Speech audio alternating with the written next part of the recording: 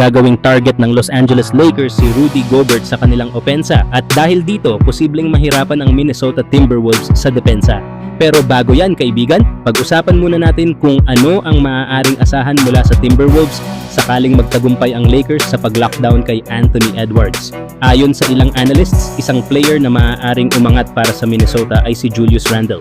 Pangalawa siya sa team pagdating sa scoring at usage na may average na 18.7 points, 7.1 rebounds at 4.7 assists ngayong season. Malaki ang ambag niya sa opensa pero may kahinaan rin dahil nakadepende pa rin ito sa kanyang shooting performance.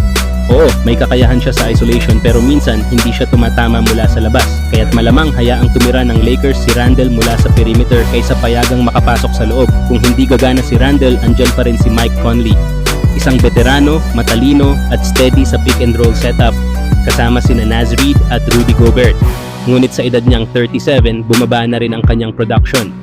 Pwede ring mag-step up si Jaden McDaniels, isang player na kilala sa off-ball offense at matibay na depensa. Magaling ito sa cutting, slashing at spot-up shooting, kaya malaking bagay ang mga pasa ni Conley sa kanya. Ngayong season, may average siya ng 12.3 points, 5.9 rebounds, 1.9 assists at 1.5 steals per game, kasama ang 32.9% shooting mula sa 3-point line. At bukod sa kanila, may iba pang role players na maaaring umangat gaya nina Naz Reid, Donte DiVincenzo, Nickeil Alexander-Walker at ilan sa kanilang mga rookies. Kaya hindi rin basta-basta ang lineup ng Timberwolves. Dahil maraming pwedeng sumalo kay Anthony Edwards kung sakaling malimitahan siya ng Lakers. Sa kabilang banda, inaasahan na hahabulin ni Luka Doncic ang malalaking players ng Timberwolves. Habang sina LeBron James at Austin Reeves naman ay aatake sa mas maliit na bantay. Lalo na kay Mike Conley.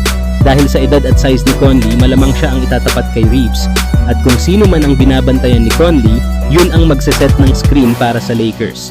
Makikita rito kung magse-switch ba ang depensa ng Timberwolves o hindi.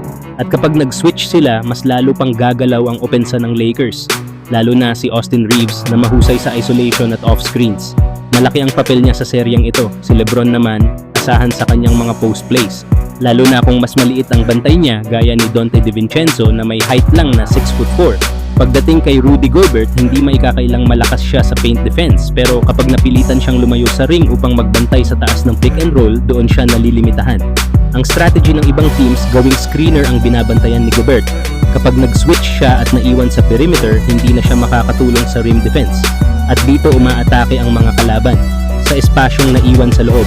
Kaya siguradong si Rudy Gobert ang titirahin ni Luka Doncic. Alam na natin kung gaano siya naging epektibo sa ganitong setup nung nakaraang playoffs. Sa opensa naman, hindi rin banta si Gobert. Wala siyang solidong scoring game kaya hindi siya ido-double team ng Lakers. Malamang, pababayaan siyang tumira sa post dahil alam nilang mababa ang chance ng makapuntos ito. At kung mapipilitang paupuin si Gobert dahil hindi nakakatulong sa opensa at hirap sa depensa, mas mapapadali. Ngayon, ang pag-atake ng Lakers sa paint. Kaya ang tanong, paano sosolusyonan ng Timberwolves ang mga switches ng Lakers laban kay Rudy Gobert? Comment kayo mga idol kung anong predictions nyo.